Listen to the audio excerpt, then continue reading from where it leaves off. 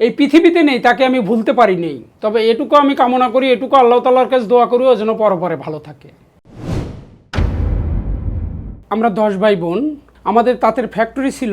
আমার বাবার ব্যবসা সামলাইতে খুব ভালো লাগে, কিন্তু স্কুলে পড়াশোনা করতে আমার একটুও ভালো লাগে না। আমার শুধু নেশা একটা, যে আমি বাবার ব্যবসা দেখব। বাবা একসময় করলো যে আচ্ছা ঠিক আছে, তুমি যেহেতু পড়াশোনা করবে না, তাইলে তুমি তাঁত ফ্যাক্টরিটা তুমি দেখো। 3 বছর আমি ওটা দেখলাম। পরে বাবা বলতেছে তাহলে তোমাকে বিয়ে শাদী করাই দিই। তো আচ্ছা ঠিক আছে, তাইলে বিয়ে করাই দেন।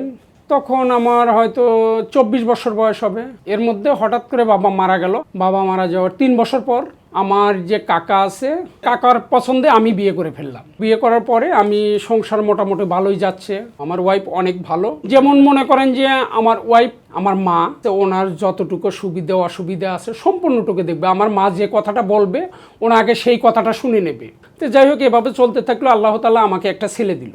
ছেলে দেওয়ার পরে অনেক টাকা পয়সা লস হয়ে গেল। এর মধ্যে আমার তাঁত ফ্যাক্টরি বন্ধ হয়ে গেল। বাবার যে ব্যবসা আমি নিয়েছিলাম সেটা বন্ধ হয়ে গেল। বন্ধ হওয়ার পরে আমার ওয়াইফ আর আমরা দুজন গ্রাম থেকে নারায়ণগঞ্জ গিয়ে দুজনে একটা চাকরি শুরু করি। বাচ্চা আমার মায়ের কাছে ছিল। বাচ্চাকে মায়ের কাছে রেখে দুজন জব করলাম। জব করার পরে 1.5 বছর খুব ভালো কাটছিল। এর মধ্যে একদিন আমার ফোনে একটা মিস কল আসলো। কয় দেখেন, আমি আপনার সাথে একটু কথা বলতে চাই। পরে বললাম যে আপনি কে, আপনি কি করেন? যে আমি একজন প্যারামেডিক্যাল ডাক্তার। তো এভাবে ওই দিন কথা শেষ করে দিলাম। 1 ঘন্টার বেশি কথা বলেছি। আমার ওয়াইফ দেখেনি। পরদিন অফিসে গেলাম। যাওয়ার পরে লাঞ্চের সময় আমারে ফোন দিছে সেই মেয়েটা। বলতেছে আপনি ভালো আছেন? তো বললাম না, আমি ভালো থাকি বা না থাকি আমি আপনাকে চিনি না, আমি আপনার সাথে কথা বলবো কেন? আপনি আর আমাকে ফোন টোন দিয়েন না। এর মধ্যে আমার ওয়াইফের গর্ভে আমার আর একটা বাচ্চা আসলো। আসার পরে তো ওয়াইফ তো জব করতে পারবে না, চাকরি ছেড়ে দিয়ে বাড়িতে রেখে আসলাম। পরে ওই মেয়েটা বারবার আমারে শুধু নক দেয়, আপনাকে আমি চিনি, আপনি এই অফিসে জব করেন, আমি ওখানে গেছিলাম, আপনাকে দেখে আমার ভালো লাগছে, আপনার কথা জিজ্ঞেসি, অনেক প্রশংসা করছে সবাই। করার পরে কেমন যেন আমি হয়ে গেলাম, ওনার সাথে কথায় জড়াই গেলাম। কথায় জড়াই এভাবে প্রতিদিন কথা বলি, এমনভাবে কথা বলে দেয় 4 ঘন্টা 5 ঘন্টা এইভাবে কথা বলি। কথা বলার পরে আমার ওয়াইফ যখন ফোন দেয়, আমার ফোন ওয়েটিং পায়। তা আমার বলে যে তুমি এত কথা কার সাথে বলো? তা আমি ওনাকে মিথ্যা কথা বলতে পারিনি যে আমি একটা মেয়ের সাথে কথা বলি। আমার ওয়াইফের সাথে আমি অনেক ফ্রি ছিলাম। মানে মাঝে মাঝে দেখা যায় তো কি, যে আমি রাত্রেবেলায় আমরা দুজন গল্প করতেছি, এর মধ্যে আমার একটা বান্ধবী ফোন দিল, দেখা যায় তার সামনে আমি অনেক টাইম কথা বলতাম বান্ধবীর সাথে। সে কোনো কিছু বলতো না। আমার ওয়াইফকে আমি বলে দিলাম যে আমি একটা মেয়ের সাথে কথা বলি। তো বলতেছে তার বাড়ি কোথায়? যে বলছি অনেক দূর, এই সেই বলে তাকে রেখে দিছি। রেখে দেওয়ার পরে কয়েক মাস পর মানে কথাই এমনভাবে জড়াই গেলাম যে ওর সাথে কথা না বললে আর আমি থাকতে পারি না, ও থাকতে পারে না নতুন মেয়েটার সাথে। আমি এক পর্যায়ে কি ওকে ছাড়া আমি কোনো কিছু কল্পনা করতে পারি না। তো ওর সাথে কথা না বললে থাকতে পারি না। আমার ওয়াইফকে প্রতিদিনের মধ্যে মনে করেন যে 4বার 5বার ফোন না দিলে আমার পেটের ভাত হজম হইতো না। সে ফোন দিতাম শুধু রাত্রে 1-2 মিনিট কথা বলে রেখে দিতাম। একদিন হঠাৎ করে আমার রাত্রে বলতেছে ওই মেয়েটা যে তুমি কি কালকে একটু আসবা আমার এখানে? তো বললাম যে তুমি বললে আমি আসতে পারি, এখনই আমি রওনা দিতে। কয় না, তুমি এখন রওনা দিও না, তুমি কাল সকালবেলা আসবা।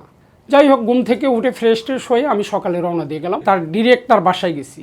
তো গেলাম, যাওয়ার পরে দেখি অনেকগুলো খাওয়া দাওয়ার আইটেম করছে। আইটেম করার পরে খাওয়া দাওয়া করলাম। খাওয়া দাওয়া করার পরে তো না আমাকে বলতেছে তোমাকে আমার ভালো লাগে না।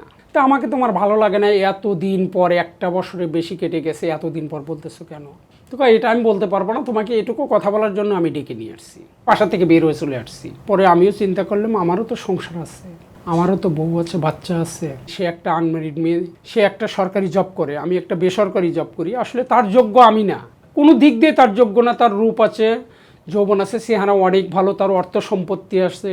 আসলে তার যোগ্য আমি না। সে যেটা বলছে আসলে ঠিক বলছে, আমার সংসার আছে, তার জন্য পাগল হয়ে লাভ নেই। আমি ওখান থেকে সেই যে চলে আসলাম। আসার পরেই তো মানে যদিও নিজের কাছে খুব খারাপ লাগতো সব সময়, কিন্তু তারে আমি ফোন দিতাম না।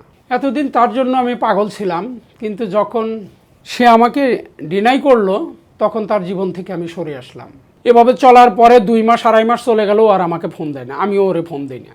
আমি একদিন অফিসে রয়েছি, হুট করে ও আমারে ফোন দিল, ঢাকায় আইতেছি, তোমার সাথে আমি সাক্ষাৎ করব। ঢাকায় কোথায় আইতেছো? তখন বললো যে আমার কাজিন অসুস্থ, ওখানে যাব, কিন্তু তার আগে তোমার সাথে আমি সাক্ষাৎ করব। সে বললো যে 1-1.5 ঘন্টা সময় লাগবে ঢাকা আসতে। আচ্ছা ঠিক আছে। তো আমি 1-1.5 ঘন্টা পরে 2 ঘন্টা পরে ওরে ফোন দিই, ফোনে পাই না, ফোনে পাই না। টেনশন হচ্ছে, প্রচণ্ড টেনশন হচ্ছে যে ফোন ধরবে না কেন। এর মধ্যে 8টার পরে ও আমারে ফোন দিল, হঠাৎ করে আমারে ফোন দিল। আমি তো ফোনের সাথে সাথে রিসিভ করলাম। কয় আমি যে কোথায় আছি আমি জানি না, আমি গাবতলী গাড়ির থেকে নামছি, দুটো মেয়ে আমার হাত ধরে আমার গাড়িতে উঠেছে, এ পর্যন্তই জানি, তাছাড়া আর আমি কিচ্ছু জানি না। আমি কোথায় আছি আমি বলতে পারবো না, এতক্ষণ আমি অজ্ঞান ছিলাম। তবে আমি কোনো এক বিল্ডিংয়ের মধ্যে বদ্ধ একটা জায়গা আছি, বাইরে থেকে দরজা লক। তার মানে তখন আমার বোঝার বাকি রইল না যে ও অপহরণ হয়ে গেছে। ও যখন অপহরণ হয়েছে, ওর আবার একটা বাটন ফোন ছিল ব্যাগের মধ্যে, আর যেটা হাতে ছিল বড় ফোনটা ছিল, ওই ফোনটা তারা নিয়ে নিয়েছিল। কিন্তু ব্যাগের মধ্যে যে ফোনটা আছে ওইটা তো আর অপহরণকারীরা জানে না, ওইটা চোখে পড়েনি। পরে ওইটা দিয়ে আমারে ফোন দিছে। ফোন দেওয়ার পরে তাই আমি বললাম, তুমি একটা কাজ করো, কি তুমি জানালা খুলে দেখো, নিচের দিকে তাকাও, অন্য অন্য বাসার হোল্ডিং নাম্বার এই সেই ঠিকানাগুলো থাকে, তুমি একটু দেখার চেষ্টা করো। তো আমি কথা বলার পরে দেখলো, বাড়ির ঠিকানা দিল। তখন বললাম আচ্ছা ঠিক আছে, তুমি লাইনে থাকো। আমার মোবাইলে লাইনে রেখেই আমার এক ভাইস্তা ওখানেই পড়াশোনা করতো কাছাকাছি, ওরে ফোন দিলাম। ফোন দেওয়ার পরে ও বলতেছে আচ্ছা ঠিক আছে, এই ঠিকানা অনুযায়ী আমরা দেখতেছি। পরে ওরা ছাত্ররা অনেকগুলো মিলে যা বিল্ডিংটা ঘেরাও করছে।